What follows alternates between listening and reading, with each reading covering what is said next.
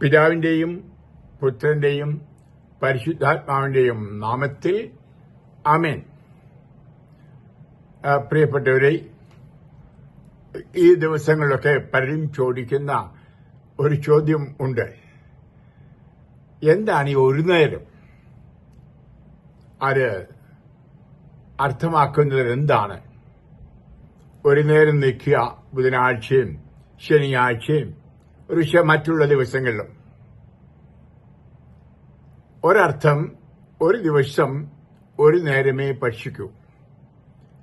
ഒരു പക്ഷേ പ്രഭാത ഭക്ഷണമായിരിക്കാം, ഉച്ചഭക്ഷണമായിരിക്കാം, വൈകുന്നേരം അത്താഴമായിരിക്കാം. ഒന്നേ ഭക്ഷിക്കൂ, അല്ലാത്തപ്പം ഒന്നും ഭക്ഷിക്കില്ല. അത് ഒന്നാമത്തെ അർത്ഥം. രണ്ട്, ഒരു നേരത്തെ ഭക്ഷണം മാത്രം വേണ്ടാന്ന് വെക്കുക. ചിലരൊക്കെ 3 ഓണ 5 ഓണയൊക്കെ ഒരു ദിവസം ആഹാരം കഴിക്കുന്നവരുണ്ട്. അതിൽ ഒരു നേരം മാത്രമേ കഴിക്കുന്നുള്ളൂ എന്ന് വിചാരിക്കുന്നതാണ് ഒന്നാമത്തേത്. രണ്ട്, അതെ, എല്ലാ നേരവും കഴിക്കും, ഒരു നേരം വേണ്ടാന്ന് വെക്കുക. രണ്ടും ഒരു നേരം ആയിട്ട് കണക്കാക്കാം. ഇതിന് പ്രത്യേകമായൊരു നിയമമോ കാനലോയും ഒന്നും ഉണ്ടെന്ന് എനിക്ക് തോന്നുന്നില്ല. ഇതൊക്കെ നമ്മുടെ പക്ഷത്ത് നമ്മൾ ചെയ്യുന്ന ഒരു പ്രായശ്ചിത്ത പ്രവൃത്തി ആണ്. ചില ആളുകൾ ഞാൻ കണ്ടിട്ടുണ്ട്, ദിവസം മുഴുവനും ഒന്നും ഭക്ഷിക്കാതിരിക്കുക, വെള്ളം മാത്രം കുടിക്കുക. വെള്ളം പോലും കുടിക്കാതെ ഒരു നേരം നിൽക്കുന്നവരും ഉണ്ട്. അതും ആർക്ക് വേണേലും തീരുമാനിക്കാൻ കഴിയും. അത് അവരവരുടെ ആരോഗ്യമനുസരിച്ചും അതുപോലെ പക്വത അനുസരിച്ചും കർത്താവിനുമ്പിൽ തീരുമാനമെടുക്കുക. സാധിക്കുമെങ്കിൽ നല്ലതാണ്. പിന്നെ മെഡ്ജുഗോരെ ഒരു നേരം എന്ന ഒരു നേരമുണ്ട് എന്ന് പറഞ്ഞാൽ അത് യൂറോപ്യൻസിന് വേണ്ടിയിട്ട് ഉള്ളതാണെന്ന് എനിക്ക് തോന്നുന്നു. വേണ്ടപ്പോഴൊക്കെ ഒരു 1 or 2 പച്ചറൊട്ടി മാത്രം, ബട്ടറോ ചീസോ ഒന്നും കൂടാതെ വെള്ളവും കുടിക്കുക. അത് ചിലര് നല്ലപോലെ ഒരു നേരം മാത്രം 2 കഷ്ണം റൊട്ടിയും വെള്ളവും കുടിക്കും. അതുപോലും ഇല്ലാത്തവരും ഉണ്ട്. നമുക്കറിയാം, നമ്മുടെ നാട്ടിലൊക്കെ കൺവെൻഷനൊക്കെ ഉച്ചയ്ക്ക് 2 കഷ്ണം റൊട്ടിയും കരിങ്ങാലി വെള്ളം അല്ലെങ്കിൽ കാപ്പിയോ പച്ചവെള്ളമോ കൊടുക്കുന്നു. അതും ഒരു നേരമാണ്. ഇതിന്റെ എല്ലാം പിന്നിൽ ഉള്ളത് ഒരു ത്യാഗം ആണ്. നമ്മുടെ പാപങ്ങൾക്ക് പരിഹാരമായിട്ട് നമ്മൾ ചെയ്യുന്ന ഒരു പരിഹാര പ്രവൃത്തി. നമുക്കറിയാം, കുമ്പസാരത്തിന് ശേഷം നമ്മൾ പരിഹാരം ചെയ്യാറുണ്ട്. അത് പോരാ. കാരണം വൈദികരൊക്കെ തരുന്ന ആ പ്രായശ്ചിത്തം വളരെ തുച്ഛമാണ്. കർത്താവിനെ നമ്മൾ വേദനിപ്പിച്ചത് ഓർത്താൽ, ഭാരപ്പെടുത്തിയത് ഓർത്താൽ, മുറിപ്പെടുത്തത് ഓർത്താൽ നമ്മുടെ പാപങ്ങൾ വഴി നാം ഈ ചെയ്യുന്നത് പോരാ. അതുകൊണ്ടാണല്ലോ മരണശേഷം ശുദ്ധീകരണത്തിൽ പോയി കടം വീട്ടുന്നതായിട്ട് വരുന്നത്. എല്ലാ പാപങ്ങൾക്കും ഒരു കടമുണ്ട്. ഈ കടം വീട്ടൽ അതിന്റെ ഒരു ഭാഗം കൂടിയാണ് ഒരു നേരം. ഇത് നിങ്ങൾക്ക് ഇഷ്ടം പോലെയാണ്, നിങ്ങളുടെ ഇഷ്ടം പോലെ തീരുമാനിക്കാൻ കഴിയും. ഇനിയും ഏറ്റവും നല്ല ഉപവാസം എന്ത്? അത് നമ്മുടെ ആഹാരം കഴിക്കാതിരിക്കുമ്പോൾ വിശപ്പറിയും. അപ്പം വിശപ്പറിയുന്നവരെ പറ്റി മനസ്സിലാക്കാൻ കഴിയും. നമുക്കറിയാം, ഒരു നേരത്തെ ആഹാരം പോലും ഇല്ലാത്ത എത്രയോ പേർ നമ്മുടെ നാട്ടിൽ തന്നെയുണ്ട്, നമ്മുടെ ഭാരതത്തിൽ, ലോകത്തിൽ മറ്റെവിടെയുമുണ്ട്. അപ്പോൾ വിശപ്പ് എന്താണെന്ന് അറിയുകയാണ്.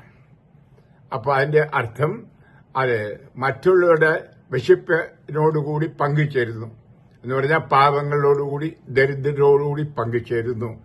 നമ്മളും ഈ ആഹാരം കഴിക്കാതെ എന്നിട്ട് അതിന് മുടക്കുന്ന ആ തുക, മുടക്കേണ്ടിയിരുന്ന തുക ആഹാരത്തിന് പാവങ്ങൾക്ക് അയച്ചു കൊടുക്കുക.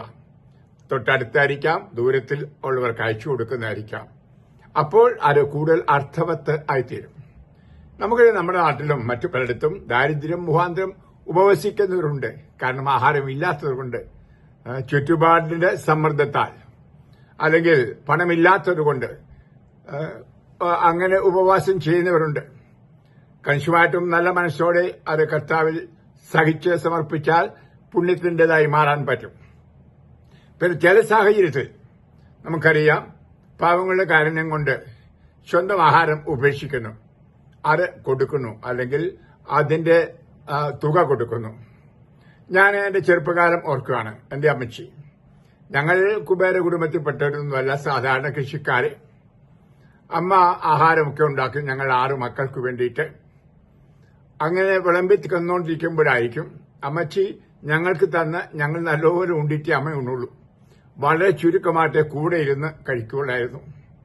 അങ്ങനെ ഇരിക്കുമ്പോഴായിരിക്കും ഒരു ധർമ്മക്കാരൻ.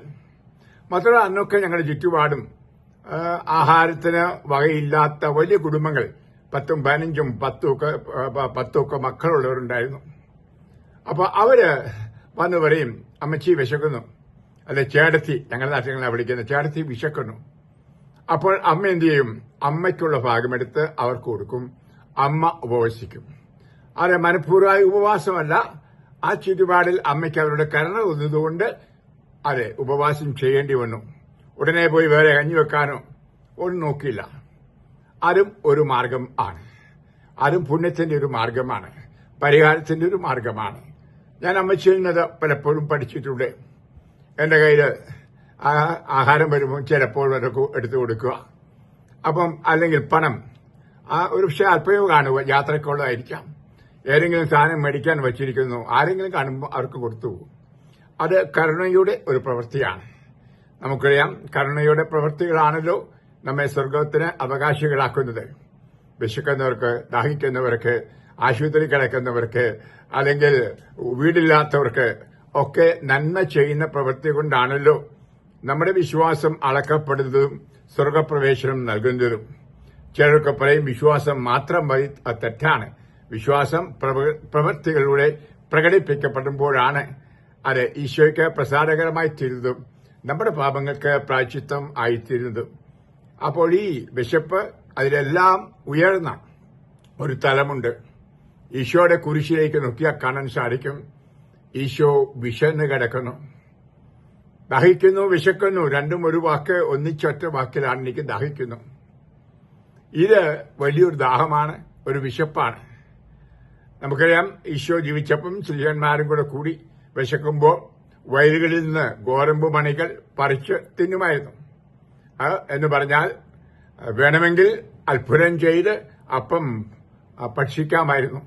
കല്ലുകളെ അപ്പമാക്കുക എന്ന് പിശാച് പറഞ്ഞല്ലോ, കർത്താവ് ചെയ്തില്ല. കർത്താവിനുള്ള കൃപയും അനുഗ്രഹവും ഉണ്ടായിരുന്നു. എങ്കിലും കർത്താവ് ജനങ്ങളുടെ ദാരിദ്ര്യത്തോട് പങ്കുചേർന്നു, നമ്മളെപ്പോലെ ആയിത്തീർന്നു എന്നാണല്ലോ നമ്മൾ ബൈബിൾ വായിക്കുന്നത്.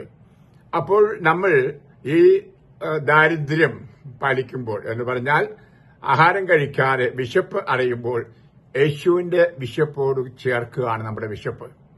നമുക്കറിയാം, നമ്മൾ ഇപ്പോൾ നോയമ്പ് കാലമാണ്. കർത്താവ് പങ്കപ്പാട് അനുഭവിച്ച് കുരിശുമരണം വരിക്കുന്ന ആ ദിവസങ്ങളൊക്കെ ഒന്നും കഴിച്ചിട്ടില്ല, കുടിച്ചിട്ടുമില്ല. അപ്പോൾ ആ പങ്കപ്പാടിനോട്, ആ സഹനത്തോട് പങ്കുചേരുന്നു, നമ്മുടെയും ലോകത്തിന്റെയും പാപങ്ങൾക്ക് പരിഹാരമായിട്ട്. നമുക്ക് ഈ നോയമ്പ് കാലത്ത് മാത്രമല്ല, ജീവിതത്തിലുടനീളം അത് ഒരു അഭ്യസനമായി മാറണം, ജീവിതത്തിന്റെ ഒരു ശൈലിയായി മാറണം. ഇപ്രകാരം ഉള്ള ഉപവാസവും ആ ഉപവാസത്തിലൂടെ ഈശോയുടെ ഉപവാസത്തെപ്പറ്റി ധ്യാനിക്കുന്നതും മറ്റുള്ളവരുടെ അതായത് സഹനം, വിശപ്പ് അറിയുന്നതും അവരെ സഹായിക്കുന്നതും, ഇതാണ് ക്രിസ്ത്യ ജീവിതത്തിന്റെ ഒരു വശം. മാത്രമല്ല ഒരു മൂല്യവശം, ഏറെ അർത്ഥമുള്ള, മൂല്യമുള്ള ഒരു വശമാണ്. ഈ നോയമ്പ് കാലത്ത് സഭ നമ്മോട് ആവശ്യപ്പെടുന്നില്ല, നിർബന്ധിക്കുന്നില്ല, നമുക്ക് അവസരം തരികയാണ് ഇത് നമ്മുടെ ജീവിതത്തിൽ അഭ്യസിക്കുവാനായിട്ട്.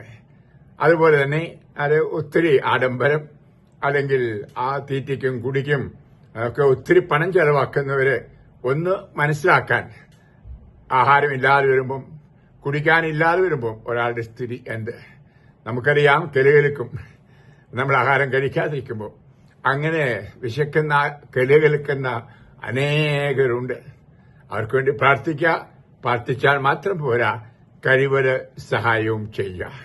അങ്ങനെ ഈ നോയമ്പ് കാലത്തും അല്ലാത്തപ്പോഴും ഒരു നേരം നിൽക്കുന്നവരായി മാറുക. അത് ഞാൻ പറഞ്ഞ പോലെ ഒരു പക്ഷേ ഒരു നേരത്തെ ആഹാരം വേണ്ടാന്ന് വയ്ക്കുക, അല്ലെങ്കിൽ ഒരു നേരത്തെ ആഹാരം മാത്രം മതി എന്ന് വയ്ക്കുക, അത് ദിവസം മുഴുവനും. അത് ഞാൻ കഠിന ഒരു നേരം എന്ന് പറയും. വെള്ളം മാത്രം കുടിച്ചുകൊണ്ട് അല്ലെ വെള്ളം പോലും കുടിക്കാതെ പിന്നെ മരുന്നോ ഒക്കെ എടുക്കുന്നവരെ ഡോക്ടറോട് ചോദിച്ചിട്ട് അങ്ങനെയുള്ള കഠിന ഒരു നേരങ്ങൾ എടുക്കാവൂ. കാരണം ചിലപ്പോൾ ചില ആഹാരം മരുന്ന് കഴിക്കുന്നവര് അല്പമെങ്കിലും ആഹാരം വേണം. എന്നെ സംബന്ധിച്ച് അങ്ങനെയാണ്. ഞാൻ ഇങ്ങനെ രോഗം വന്ന് വീഴ്ചകളാകുന്നതിന് മുമ്പ് ബുധനും ശനിയും ഒന്നും കഴിക്കില്ലായിരുന്നു, എല്ലാവർക്കും അറിയാം.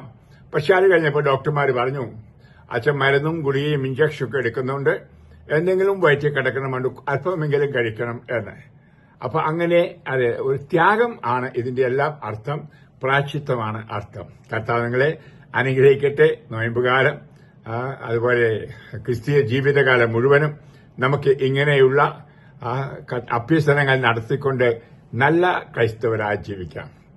കർത്താവ് യേശുവേ, ഇരിക്കട്ടെ, ഇവരെ ആശീർവദിക്കണമേ, അനുഗ്രഹിക്കണമേ എന്ന് പ്രാർത്ഥിക്കുന്നു. ഇവരോരോരുത്തർക്കും ഉപവസിക്കുവാനും പ്രായശ്ചിത്തങ്ങൾ ചെയ്യുവാനും ഒരു നേരം നിൽക്കുവാനും പരിത്യാഗ പ്രവർത്തികൾ ചെയ്യുവാനും സൽപ്രവർത്തികൾ ചെയ്യാനും ഇടയാകട്ടെ. അങ്ങനെ സ്വർഗരാജ്യത്തിന് അവകാശികൾ ആകട്ടെ. പിതാവിന്റെയും പുത്രന്റെയും പരിശുദ്ധാത്മാവിന്റെയും നാമത്തിൽ ആമേൻ. Praise the lord. ഹല്ലേലൂയ.